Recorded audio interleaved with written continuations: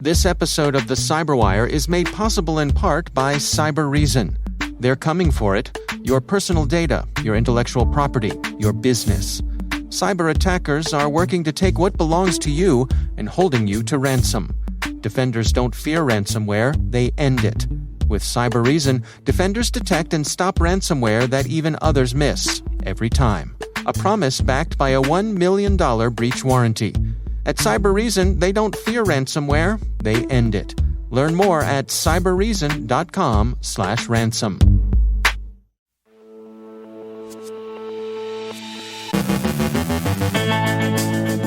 The Pandora Papers leak erstwhile private financial transactions by the rich and well-connected. Flubot is using itself to scare victims into installing Flubot. Coinbase thieves exploited account recovery systems to obtain 2FA credentials. The U.S. plans to convene an international conference on fighting cybercrime. Conti warns its victims not to talk to reporters. Andrea Little Limbago from Interos on modeling cyber risk. Carole Theriault has thoughts on facial recognition software. And a ransomware bust in Ukraine leads us to ask, why Capri Sun?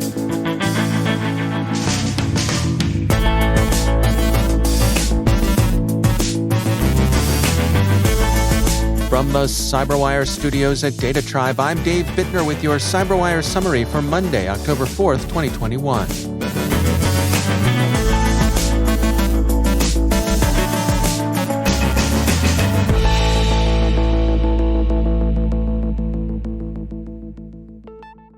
First, a quick note on a developing story. Facebook, Instagram, and WhatsApp are all experiencing outages. The Associated Press is calling the situation a worldwide outage. The appearance is that Facebook withdrew DNS routes, but the cause of the outage is unclear. Much initial speculation suggests that it's an accident, not an attack. Facebook tweeted, quote, "We're aware that some people are having trouble accessing our apps and products. We're working to get things back to normal as quickly as possible, and we apologize for any inconvenience," end quote. As we say, the story is still developing, and we'll be following it as it continues to unfold. The Pandora Papers, a 2.94 terabyte leak of financial data about rulers, oligarchs, billionaires, and other prominent people, has been obtained and published by the International Consortium of Investigative Journalists, the ICIJ for short. Quote, "Millions of leaked documents and the biggest journalism partnership in history have uncovered financial secrets of 35 current and former world leaders, more than 330 politicians and public officials in 91 countries and territories, and a global lineup of fugitives, con artists, and murderers," end quote. The partners in the investigation included 150 news outlets. A small selection of that list of partners includes The Washington Post, the BBC, The Guardian, Radio France, the Indian Express, Zimbabwe's The Standards, Morocco's Le Desk, and Ecuador's Diario El Universo.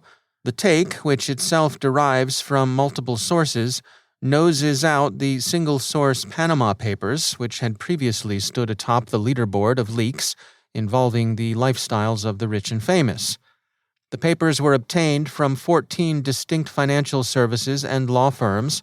The ICIJ characterized the leak as providing, quote, "a sweeping look at an industry that helps the world's ultra-wealthy, powerful government officials and other elites conceal trillions of dollars from tax authorities, prosecutors, and others," end quote. There's nothing necessarily illegal about the shifting of funds. As the ICIJ itself points out, such transactions are not against the law in many, perhaps most jurisdictions. The problem the ICIJ sees is that an elaborate system has grown up to shield the well-connected from burdens others bear, and to do so without much, if any, public scrutiny. Some U.S. states have enacted financial privacy laws that make them attractive locations for the kind of activity the report details. Most prominently, the ICIJ quotes sources telling it South Dakota, Delaware, Nevada, and Alaska. 336 politicians are mentioned in dispatches. Ukraine leads with 38. Russia places second with 19. The Guardian says that a spokesman for Russian President Putin has dismissed the material in the Pandora Papers as unsubstantiated. Flubot's operators are running a scareware campaign designed to get victims to install the malware. The Come On, CERT-NZ warns, is itself a warning against Flubot. Quote, "The installation page for Flubot has changed to look like a warning page. If you see this page, close the page immediately and do not click Install Security Update." End quote. Flubot, Bleeping Computer explains, depends heavily on social engineering to gain access to, and eventually what amounts to complete control over, an Android device and its users' data. Coinbase accounts use two-factor authentication, but attackers were able to access and steal from some 6,000 users, InfoSecurity magazine reports. The thieves obtained email addresses, password, and phone number from some other sources, and then, Coinbase's disclosure explains, were able to exploit a weakness in Coinbase's account recovery system to get a second-factor authentication code via SMS. Late Friday, prompted by a nasty wave of recent ransomware privateering and the arrival of Cybersecurity Awareness Month, U.S. President Biden announced plans to convene a discussion among some 30 countries where they might arrive at a joint coordinated response to cybercrime. Which nations in particular the U.S. intends to invite to the table hasn't yet been announced. The relevant section of the statement says, quote, "We are also partnering closely with nations around the world on these shared threats, including our NATO allies and G7 partners. This month, the United States will bring together 30 countries to accelerate our cooperation in combating cybercrime, improving law enforcement collaboration, stemming the illicit use of cryptocurrency, and engaging on these issues diplomatically. We are building a coalition of nations to advocate for and invest in trusted 5G technology and to better secure our supply chains. And we are bringing the full strength of our capabilities to disrupt malicious cyber activity, including managing both the risks and opportunities of emerging technologies like quantum computing and artificial intelligence." End quote. The president concludes his whole-of-nation appeal by commending digital hygiene to the citizens, urging all Americans to lock our digital doors, and urging tech companies to build technologies securely by design. The Conti ransomware gang really doesn't want its victims engaging the media. The gang has threatened to dump the data they've stolen should they get wind of a target's talking to reporters, the record says. It's not a surprising move, given the cynical positioning ransomware gangs have engaged in to depict themselves as something akin to a recovery service or a pen testing operation. It seems natural that they should attempt to enforce a gangland version of a non-disclosure agreement. The gang's statement on their policy is worth quoting in its entirety from the record. First, "If we see a clear indication of our negotiations being sent to the media, we will terminate the negotiations and dump all the files on our blog. We are the best team, and you can Google what estimated revenue we have. This became possible only due to our outstanding reputation. Thus, if we need to sacrifice another $10 million to cut the negotiations but protect our name, don't doubt, we will do so." End quote. Note the advertorial best team, and Google it if you don't believe them, and outstanding reputation. Second, here's what happens if you do talk to someone. Quote, "If we see our chats in public, we will also dump your files. If this happens after the ransom is already paid by the target who shared our chats, we will dump somebody else's files as retaliation.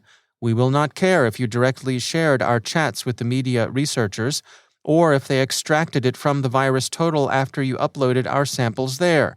Since the security firms who share chats via their pocket journalists have no concept responsibility, therefore we will assign responsibility to the target who is in the chat. We are not advocating collective responsibility via collective punishment, but if this is the only option, we will do so." End quote. Well, contempt for the contemptible. May Conti's success and high reputation be rewarded with matched sets of bracelets, courtesy of whatever jurisdiction eventually snaps them up. And finally, the Ukrainian National Police, with cooperation from their international partners Europol, the French National Gendarmerie, and the United States Federal Bureau of Investigation, made 2 arrests in a ransomware case. The 2 gentlemen of alleged crime were arrested last week in Kiev. Ukrainian police said that the two were responsible for ransomware attacks on more than 100 foreign companies. Europol declined to name what gang, if any, the two men were affiliated with. The investigation is still ongoing, and Europol has no wish to tip anyone's hand. Photographs of the alleged criminals' den of crime are remarkably unprepossessing. There are boxes of U.S. $100 bills, Benjamin Franklin's picture easily recognizable, and a simple table supporting what looks like a gamer's desktop, a red dragon motif on the front and a neon-esque decoration on the side. A keyboard, microphone, and headphones is next to the workstation proper, musical keyboard that is. Poised atop the desktop are 3 Capri Sun juice pouches. We don't know about you, but to us, nothing says, "I am a case of arrested development living in my parents' basement," than a stash of Capri Sun. A serious crook would be drinking instant coffee.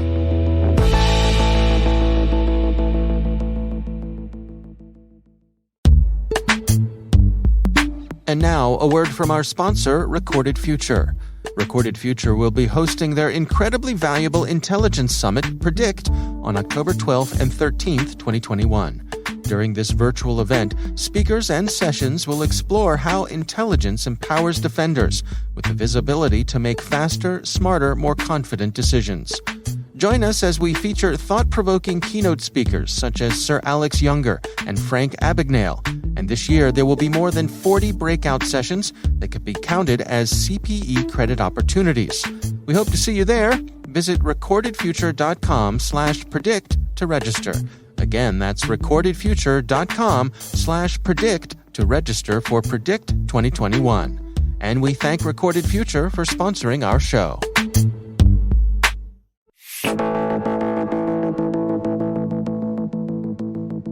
How do you feel about facial recognition? Your answer to that question could fall amongst a broad spectrum of feelings and conclusions. Security tool or privacy nightmare, or something else. Our UK correspondent Carole Theriault has been pondering facial recognition, and she offers these thoughts. Today, I want to talk about facial recognition, or face prints. Now, first, facial recognition is definitely big business. In 2018, the facial recognition market was $4 billion, but it's predicted to grow to $10 billion in 4 years' time by 2025. So what exactly is facial recognition? Technopedia defines facial recognition as a biometric software application capable of uniquely identifying or verifying a person by comparing and analyzing patterns based on a person's facial contours. So simply put, everyone has a unique facial structure, and this software is able to analyze features to identify who you are. Panda Security described how facial recognition worked in 4 simple steps. Step 1 is detect a face. Amongst all the other noise, it needs to be able to say, "Oh, I see a face," in the same way that your smartphone might try and detect a face when you're taking a portrait. Second is facial analysis. So the photo is captured and analyzed, looking for all the tiny points of difference in your face that makes it unique from anybody else's. Then all that information needs to be crunched and turned into data.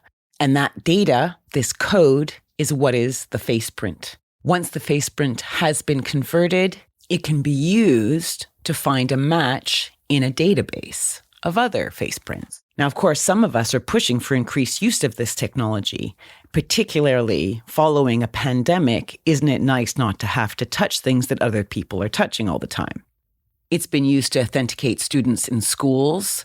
It's been used in airlines like Delta and JetBlue to identify passengers. It's been used in grocery stores and bars to make sure that people are old enough to buy alcohol. It's also been used to stop shoplifting. It's been used by the authorities to try and identify suspects. And let us not forget the thousands upon thousands upon thousands of apps that collect biometric data directly from your device. But here are a few things to consider. How long are they planning to hold on to all this data? How are they going to use it in the future? Remember, this is not a number that can be changed. This is your face. And unless you get drastic plastic surgery, you will be able to be identified at any time. Think about it. This technology is not just in the hands of professionals that have signed an oath of conduct. How much ethics training do you think the technicians are being given by companies out there with this tech? So until the regulators catch up with the technology, I'd respectfully suggest that we be mindful of tagging pictures in social and online, of using apps that collect biometric data, and just check the IoT devices like your TV or your home assistant or your computer are not collecting and storing this information without your full consent. Note that you may have actually agreed to it in the tiny terms and conditions. You can always go and check those.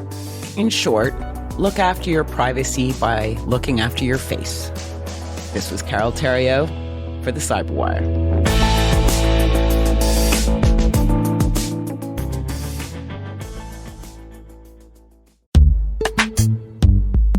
It's time to take a moment to tell you about our sponsor, Tanium.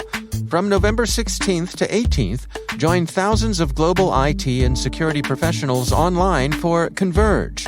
3 days of engaging keynotes with industry luminaries, curated informative breakout sessions, and technical hands-on lab experiences will help you optimize your cybersecurity readiness, gain new skills, and learn new best practices for overcoming common IT and security challenges. Visit converge.tanium.com to register today. And we thank Tanium for sponsoring our show.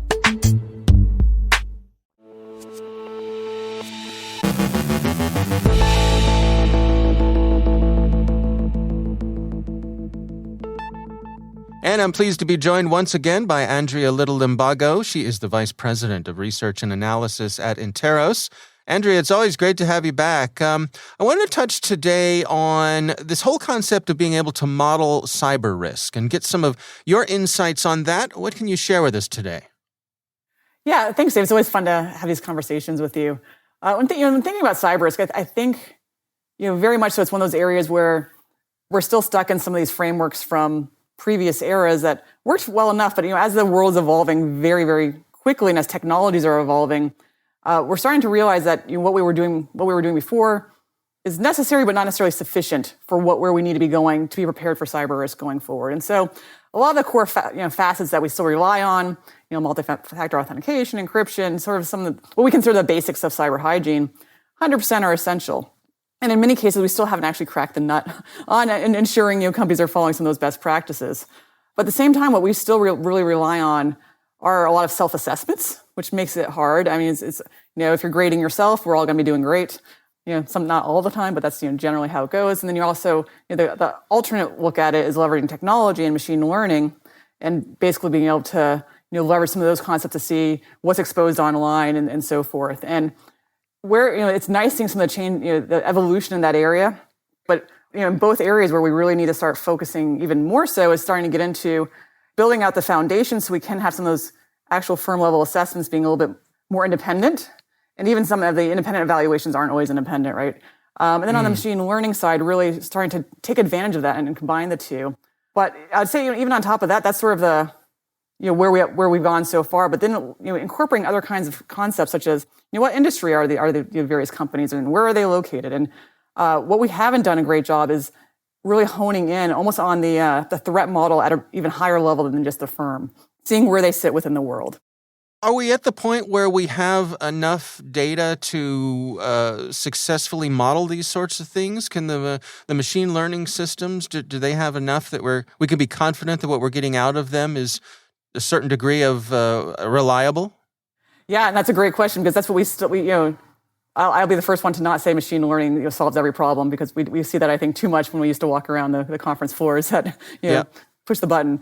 I think that we're getting there, and at a minimum, it can help provide some additional insights. And cybersecurity is just such an interesting area where we're really overwhelmed with the amount of data that is available for analysis, but at the same time, we're very data poor because we don't have access to the right data and have a very hard time sort of filtering out and getting to what we need to know and what we need to get to as fast as possible. So there's a lot of room for advancement there. But even at a higher level, leveraging some aspects of data analytics and technology, we can get to the point where we do know, either based on the whole range of vendor reports that are out there, that provide a lot of useful information as far as certain industries, or you're looking at some analyses as far as at the country level where certain, for instance, there was a good report earlier this year on Brazil, and basically the ransomware that was really prevalent in Brazil wasn't the same that was prevalent elsewhere. And so if we start thinking about, looking beyond just saying everything's the same everywhere and making it more nuanced, saying, okay, within this country and within this industry, a firm is going to be more likely to be exposed to, these kind of risks. And we don't really look at it that way. And that's where, from a social science perspective, those are the areas that I'd want to augment on top of what we were already doing, and really thinking about, customizing that threat model based on where they're situated as well. And that's where there's a lot of room to do some interesting work, both by leveraging the data of a lot of vendors that have already been out there doing that, but also just doing our own analyses to look at, even in VirusTotal, as far as where are some of the, what's getting populated there and where's it coming from. Then when you start thinking about how you're tuning your endpoint detection and so forth, those kind of security tools, you may want to have them targeted much more so on what kind of attacks you're going to be getting in certain locations. And so there's a lot of interesting work, I think, that's starting up in that area, and a lot more to be done if we really sort of open the aperture of how we think about cyber risk. So this sort of thing could provide you with insights on where to place your limited resources, be they financial or human resources, or those sorts of things, give you a better idea of perhaps where your actual risk lies? Yeah, no, that's exactly. And that's, the goal should be for any of these kind of risk models that are made are to help really under-resourced companies figure out how to best use the minimal resources they have. And so the more that we can move from cover everything from everywhere all the time to really focusing on here's what you're more likely to see, here's how frequently it's most likely to be, here's the vectors that they're more likely to be using, and customizing it in that way, the better off we're going to be thinking about cyber risk. And even taking it a step further, and not just looking at your own headquarters, but where are the rest of your larger footprint across the globe as well, because those are the vectors, those in the entryways as well into your system, into your network. Yeah. All right. Well, interesting stuff. Andrea Little Limbago, thanks for joining us. All right. Thanks so much.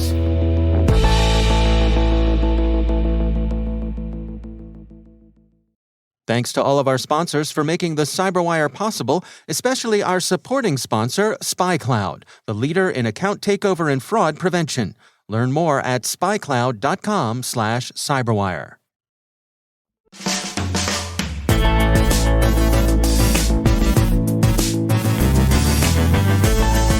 And that's the CyberWire. For links to all of today's stories, check out our daily briefing at thecyberwire.com. The CyberWire podcast is proudly produced in Maryland out of the startup studios of Data Tribe, where they're co-building the next generation of cybersecurity teams and technologies. Our amazing CyberWire team is Elliot Peltzman, Trey Hester, Brandon Karp, Haru Prakash, Justin Sabi, Tim Nodar, Joe Kerrigan, Carole Theriault, Ben Yellen, Nick Valecki, Gina Johnson, Bennett Moe, Chris Russell, John Petrick, Jennifer Iben, Rick Howard, Peter Kilpie, and I'm Dave Bittner. Thanks for listening. We'll see you back here tomorrow.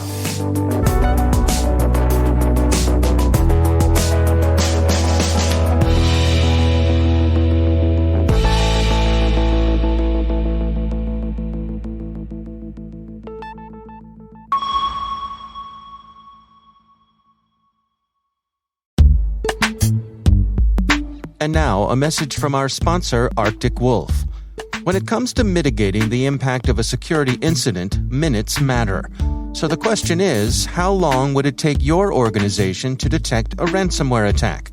The answer could be the difference between business as usual and devastating consequences to your customers' bottom line and reputation. Learn how the Arctic Wolf platform and concierge security team can help your organization detect the undetectable, not in days or hours, but minutes. For the first time, take an exclusive look at how their experts investigated, escalated, and remediated a real-life ransomware attack on a local government organization. Visit arcticwolf.com/cyberwire to check out on-demand webinars, an interactive timeline, and find resources to help you learn how to continually improve your security posture over time. With Arctic Wolf, stop breaches before they disrupt business. Explore real-world examples at arcticwolf.com/cyberwire. And we thank Arctic Wolf for sponsoring our show.